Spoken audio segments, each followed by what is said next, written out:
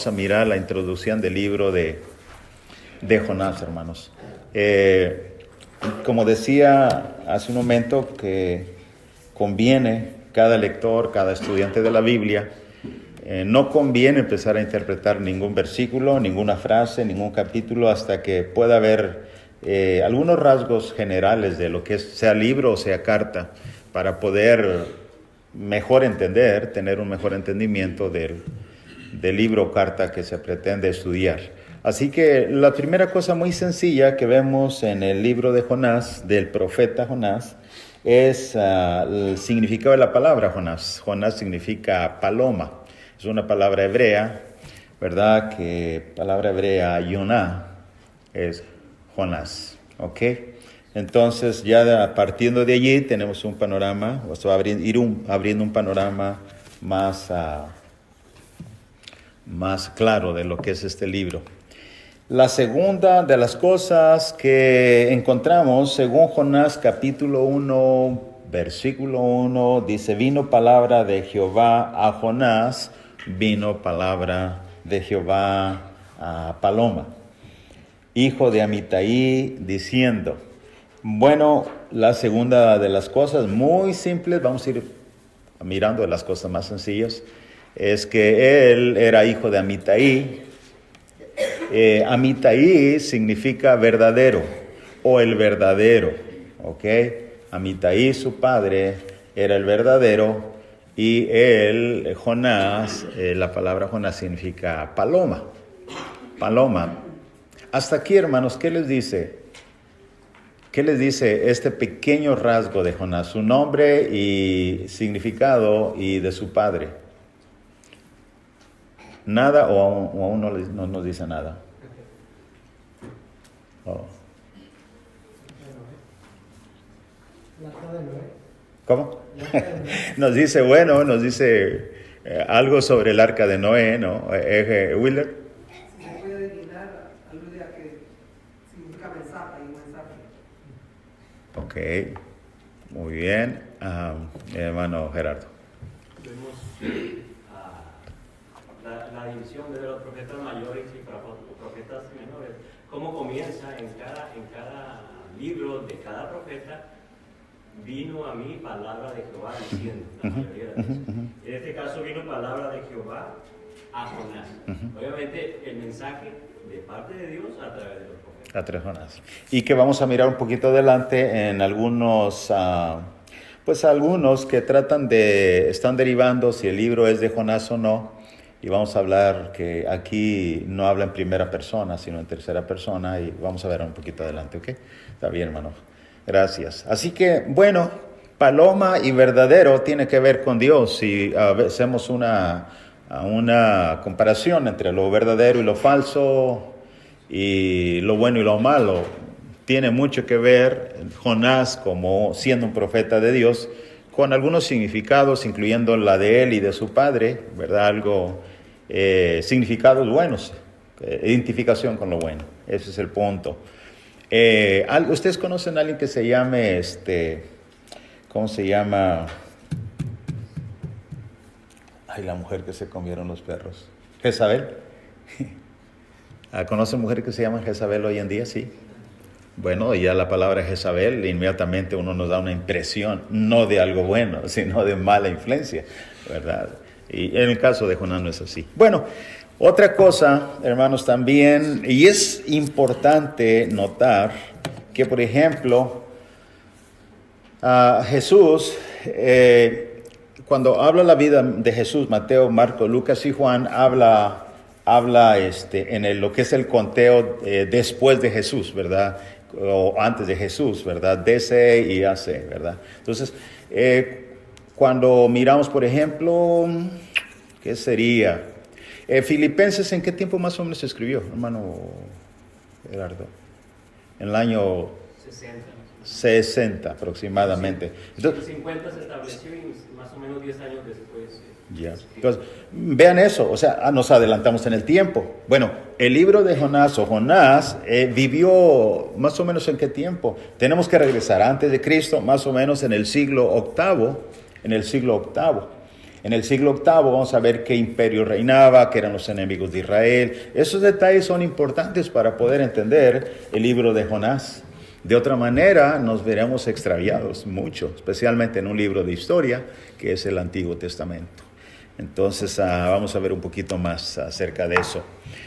Los enemigos de Israel en ese tiempo eran los asirios, no los sirios, los asirios. Ahorita voy a poner un mapa para que miramos dónde está Siria y dónde estaba gobernando Asiria. ¿Ok? Asiria, hermanos, eran enemigos, así como por ejemplo Babilonia, enemigos del pueblo de Israel. Llevaron cautivos. Ya puede uno leer Nehemías, Esdras, y uno ya sabe que Babilonia era muy fuerte. Pero en el tiempo de Jonás, hermanos, más lo que prevalece son los enemigos, que son los asirios. Déjenme si hay un mapa. Sí, aquí está. Este mapa ubica, hermanos, más o menos lo que es la geografía del reinado, o ¿cómo se le llama? El imperio, ¿verdad? De Asiria, incluyendo, ustedes se fijan ahí, ¿dónde está? Egipto, Fenicia, lo que es Palestina, ahora Jerusalén, Galilea, norte y sur de Israel, Siria, en Siria estaba Damasco, allá hacia arriba, luego de este lado Babilonia, y así sucesivamente Asiria, a ver si lo logramos ubicar. ¿Dónde está? Aquí. Esta era digamos más o menos la capital, pero ellos, así como Asiria, en el siglo XVIII, también los romanos tenían un territorio marcado donde los romanos también ellos tenían su imperio, y que ya después, no sé si lo vimos en el libro, a la carta de los romanos o en algún momento, pero esta es la idea. Es importante para entender el libro Jonás, sí, ayuda mucho en gran manera que los asirios eran enemigos del pueblo de Israel, como ahorita vamos a leer un poquito acerca de eso. ¿Qué otra cosa antes de leer y estudiar Jonás? Otra cosa, por ejemplo, hermanos, aparte de ello, Jonás era un profeta. Para afirmar que era un profeta tiene que haber sustento bíblico, autoridad de la Biblia. Por eso es que en el 4:11 dice el apóstol Pedro, si alguno hable de acuerdo a las palabras de Dios. Debe haber autoridad bíblica para decir que era un profeta. Note bien, 2 Reyes 14:25, leamos 2 Reyes 14:25 para afirmar lo que estamos diciendo, que era un profeta de Dios. 14:25 de 2 de Reyes. Note bien, dice, él restauró los límites, está hablando de Jeroboam, según el versículo 23. Jeroboam, hijo de Salomón, no, este era otro Jeroboam. Ahorita vamos a ver en detalle también eso. El 25 dice que él restauró los límites de Israel desde la entrada de Hamat hasta el mar de Arabá, conforme a la palabra de Jehová, Dios de Israel, la cual él había hablado por su siervo Jonás, hijo de Amitai, profeta que fue de Gad-Efer. Ahí está, verso 25. Dice profeta que fue de Gad-Efer. Entonces, a Jonás, ¿quién era? Era un profeta de Dios.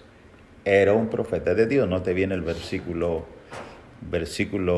25, verso 25. Siguiendo la lectura, después del verso 25, no leí el 23, ¿verdad? Lo leemos.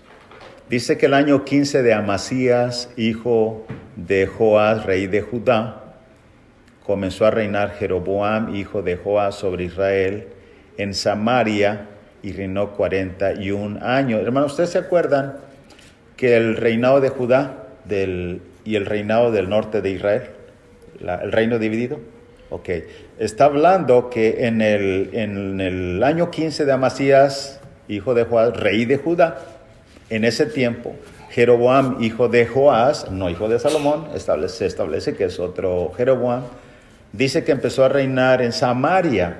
Samaria está hacia el sur de Israel, ¿ok? Y reinó 41 años. En otras palabras, Samaria está en Siria, hacia arriba. Tuviéramos aquí a Luke, rápido nos decía, todo hasta, ¿cómo diríamos? Hasta la distancia, ¿no? Rápido. Hizo lo malo ante los ojos de Jehová y no se apartó de todos los pecados de Jeroboam, hijo de Nabat, el que hizo pecar a Israel. Él restauró los límites y en el verso 25 dice que conforme a la palabra de Jehová, Dios de Israel, la cual había hablado por su siervo Jonás, hijo de Amitai, profeta que fue de Get-Efer. Note bien siguiendo la lectura, el verso 26. Porque Jehová miró la muy amarga aflicción de Israel, que no había siervo ni libre, ni quien diese ayuda a Israel. Y Jehová no había determinado por raer el nombre de Israel de debajo del cielo, por tanto lo salvó por mano de Jeroboam, hijo de Joás. 28.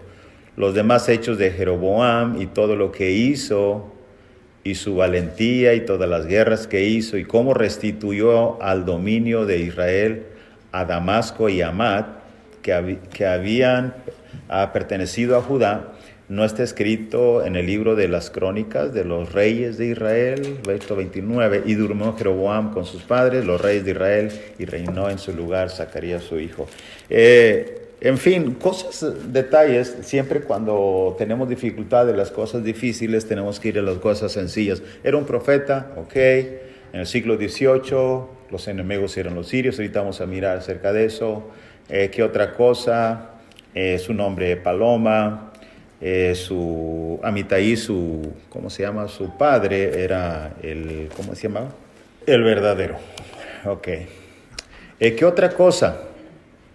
Era de la tierra de Gad. ¿Saben que, hermanos, como era en aquel tiempo, generalmente hay un tiempo donde los lugares cambian de nombre y en ocasiones se pueden encontrar todos esos lugares por la tradición, ¿verdad?, de los habitantes, se sigue hablando de ciertos lugares. Eso pasa mucho en Israel y en el área de Galilea.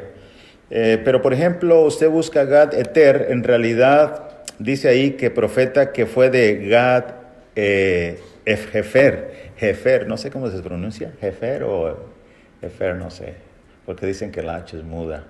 Bueno, ahorita me explicas, Luis. Tú que eres de las letras de Real Academia. El punto es que ¿de dónde era este profeta? Bueno, era de ese lugar. Y en realidad, hermano, no hay. Muchos dicen que por ejemplo, Gad-Hefer era cerca de... ¿Dónde está?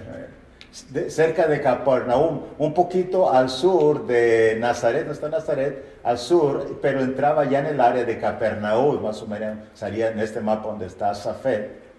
Pero para eso, bueno, quizá no sea de gran trascendencia, pero el punto es que las escrituras también hablan geográficamente de dónde era él, y se cree que es en el área más o menos de Capernaum, al menos a William MacDonald, Barclay y muchos que estudian costumbres y de los judíos, geografía y todas estas cosas. Comentaristas dicen que era más o menos en el área de Capernaum, pero él era de ahí.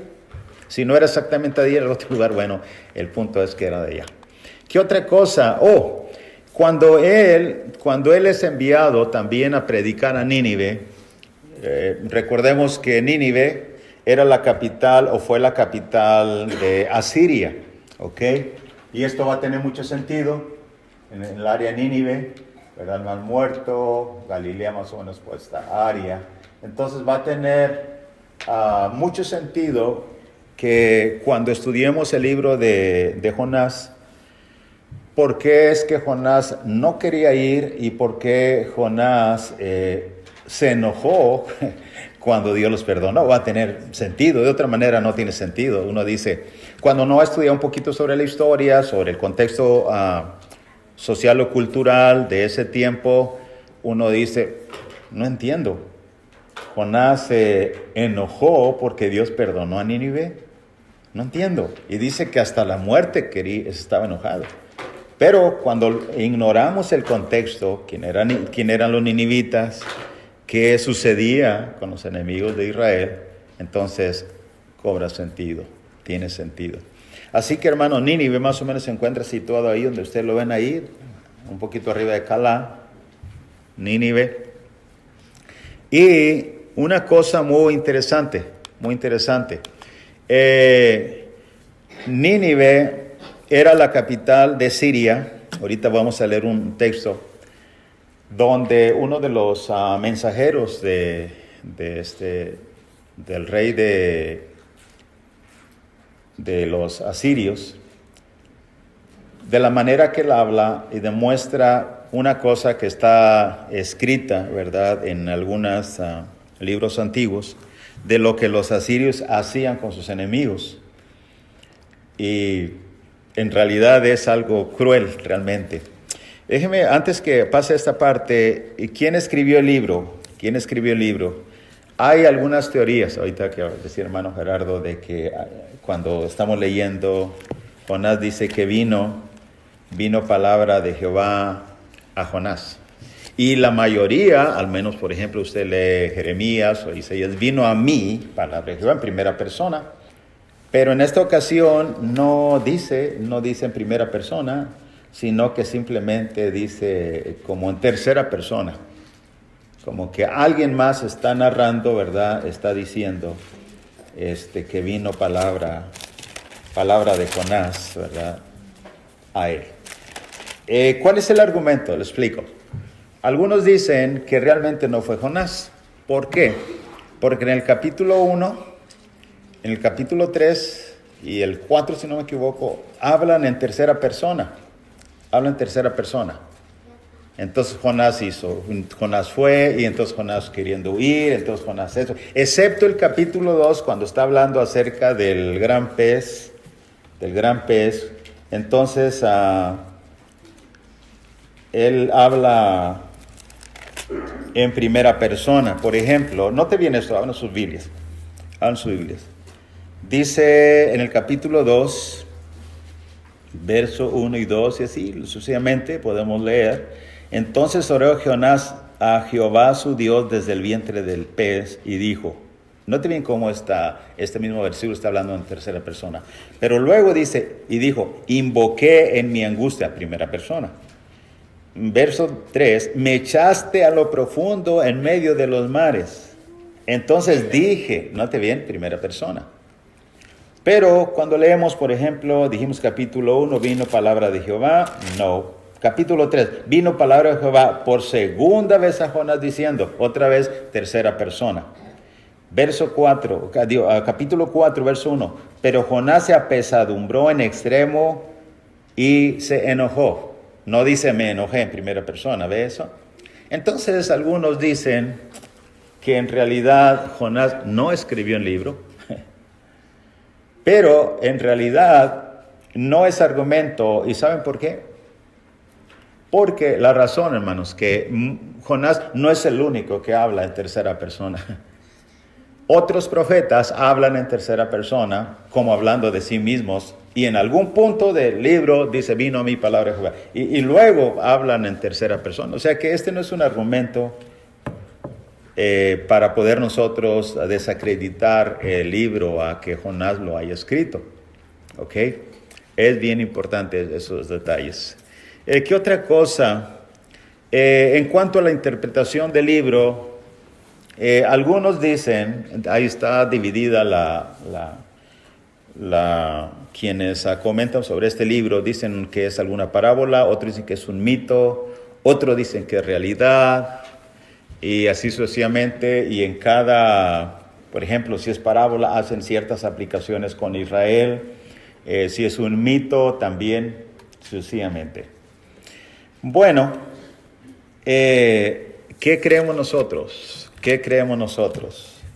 Vamos a hacer un ejercicio, me encanta el ejercicio. Vaya a Mateo capítulo 12, por favor. Vaya a Mateo capítulo 12, porque no todos los libros o comentaristas, los que estudian más que nosotros el idioma y costumbres, no tienen la razón. La Biblia tiene la razón.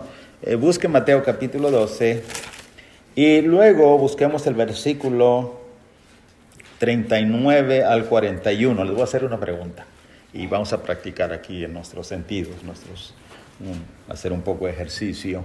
Lo leemos 39 al verso 41. ¿Alguien, hermanos, tiene ganas de leer esta tarde? Y respondiendo, él respondió y les dijo: la generación mala y adúltera demanda señal, pero señal no le será dada sino la señal del profeta Jonás.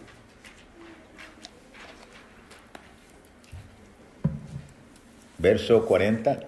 Porque como estuvo Jonás en el vientre del gran pez 3 días y 3 noches, así estará el Hijo del Hombre en el corazón de la tierra 3 días y 3 noches. 41, por Los último. hombres de Nínive se levantarán en el juicio con esta generación y la condenarán, porque ellos se arrepintieron a la predicación de Jonás. Había aquí más que Jonás en este lugar.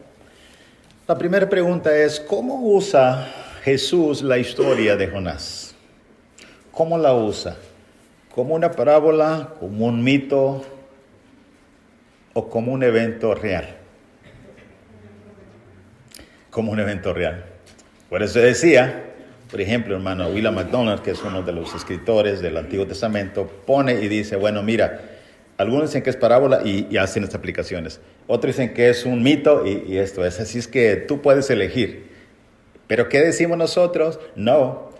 Si hay un argumento en la Biblia fuerte y capaz de establecer si fue una parábola, un mito, realidad, podemos hacerlo, sí podemos hacerlo. Y este es el texto que nos dice que Jesús no está, si fuese un mito, simplemente Jesús no lo hubiese citado como algo real. ¿De eso? Y Jesús está hablando, está diciendo que la generación incrédula demanda una señal y no les va a dar una señal, sino ¿cuál? La señal del profeta Jonás.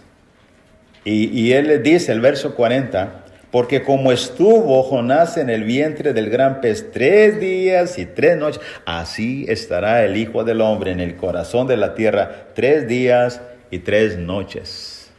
¿Okay? Cuando llegamos, hermanos, al capítulo 2, cuando Jonás esté en el vientre, me gustaría que ahondemos un poquito en estos detalles de que 3 días y 3 noches y que algunos están discutiendo. Dice, ¿dónde están los 3 días? Porque Jesús murió, ¿qué día? ¿Qué día murió? El viernes. ¿Y cuándo resucitó? El domingo por la mañana. ¿Y dónde están los 3 días y las 3 noches? Dicen los que les gusta. Quiero explicar eso cuando llegue su debido momento en el capítulo 2. Y unos dicen al tercer día. Bueno, tercer día sería, ¿cuál sería el tercer día? Y así. Bueno, hermanos, el punto es que estoy explicando que en este versículo, especialmente el 40, Jesús no presenta como una parábola o algo, un mito, porque Jesús no está citando un evento que no es real, está citando como algo real. Y es bien importante, hermano Gerardo. El verso 41 es bien contundente. Dice, los hombres de Nínive se levantarán en el juicio. Una realidad.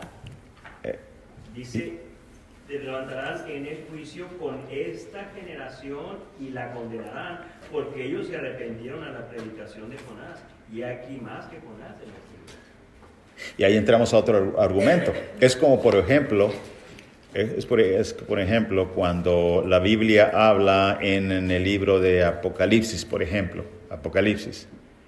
Cuando decimos, ¿verdad?, que los premilenialistas y algunos que dicen que algo es literal, entonces el punto es todo es literal o todo es simbólico. Es el mismo asunto. Jonás, Nínive existió, sí, entonces Jonás también existió y Jonás fue el que predicó a Nínive. Entonces, hermanos, el mismo argumento. Excelente, hermano Gerardo. Ahí es que, ¿qué es la interpretación del libro? Es algo, una historia literal, real, existió allá en aquel tiempo. ¿Ok? ¿Qué otra cosa?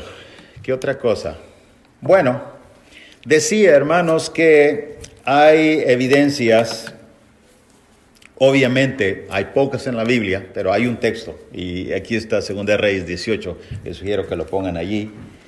¿Y para qué? Para establecer una cosa muy importante, 2 Reyes 18, versículo 18 al 23. Y mientras les explico una cosa más, les explico, hermanos. escuche bien esto, desde arqueólogo, esto me hubiera gustado que lo hubiese explicado también, hermano Luke, porque en excavaciones se han descubierto en inscripciones y en relatos antiguos, muy, muy antiguos. Se dice que los asirios eran muy despiadados y una de las evidencias que se encontraron es que ellos, hermanos, ¿cómo se llaman? La palabra de cuando te quitan la piel, como recuerda un poquito la historia de los pieles rojas. Sí, quitaban la piel literalmente vivos a sus víctimas, a personas en una forma de tortura. Los romanos tenían su forma de tortura, los asirios tenían las suyas y eran crueles, extremadamente crueles. Y una de las cosas que se nota en este versículo, se deja notar muy claramente, es el mensajero de Asiria. Note bien el capítulo 18, verso 18 al 23. 18 al 23. Dice así: llamaron luego al rey y salió a ellos Eliakim, hijo de Hilcías, mayordomo, y Sebna, escriba, y Joa, hijo de Asaf, canciller. Y les dijo él, el Rabsacés, o no sé, Rabsacés, decida ahora a Ezequías. Así dice el gran rey de Asiria. Note bien, este es un mensajero que viene de Asiria. Note bien lo que él va a decir. Dice: ¿qué confianza es esta en que te apoyas? Dices, pero son palabras vacías. Consejo tengo y fuerzas para la guerra. Mas ¿en qué confías que te has rebelado contra mí? He aquí que confías en este báculo de caña cascada en Egipto, en el cual si alguno se apoyare, se le entrará por la mano y la traspasará. Tal es Faraón, rey de Egipto, para todos los que en él confían. Y si me decís, nosotros confiaremos en Jehová nuestro Dios, ¿no es este aquel cuyos lugares altos y altares ha quitado Ezequías y ha dicho a Judá y a Jerusalén: delante de este altar adoraréis en Jerusalén? Verso 23. Ahora pues yo te ruego que des rehenes a mi señor, el rey de Asiria, y yo te daré 2,000 caballos.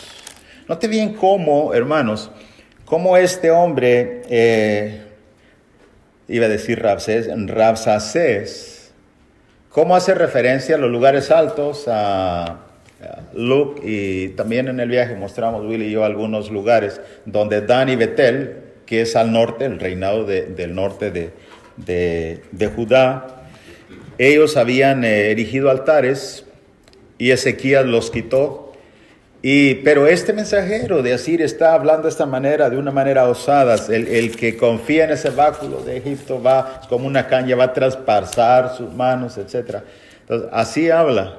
Y como decía, han descubierto, hermanos, últimamente acerca de las formas o fórmulas para atormentar a sus enemigos.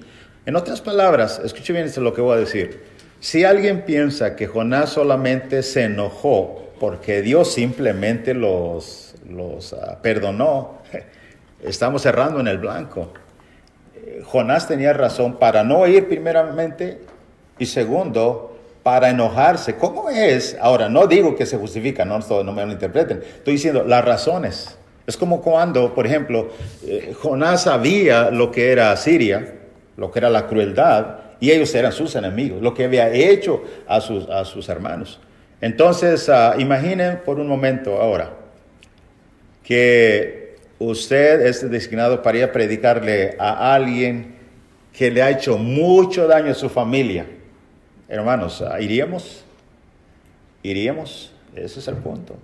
Y después pensar que Dios les perdona habiendo ellos hecho tanto mal para tu familia. Piensen eso.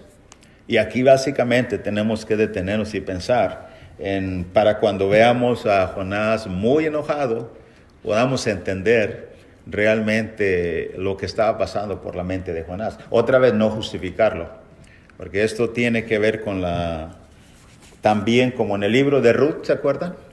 Aquí también tiene que ver, hermanos, con la integración del amor de Dios hacia los gentiles. También tiene mucho que ver con eso. Así es que es increíble, hermanos, el mirar un poquito de la geografía, un poquito de la historia, un poquito de los significados del libro, del tiempo en que Jonás escribió este libro tan interesante, tan corto, de 4 capítulos, pero creo que va a ser de mucha ayuda para cada uno de nosotros. Así es que vamos a parar en esta ocasión aquí.